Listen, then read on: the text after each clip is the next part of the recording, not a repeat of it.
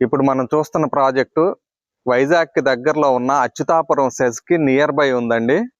ఎవరైనా సరే ఒక మంచి ప్లాట్ తీసుకోవాలి, లేదా మనకి మంచి రిటర్న్స్ వచ్చే చోట ఇన్వెస్ట్మెంట్ చేయాలి, లేదు ఒక చక్కటి హౌస్ కట్టుకుని చూస్తున్నారు కదా నా బ్యాక్ సైడ్ కొనుక్కున్న కస్టమర్ చాలా అద్భుతంగా విల్లా కట్టుకుని చాలా బ్యూటిఫుల్ గా డిజైన్ చేసుకున్నారు.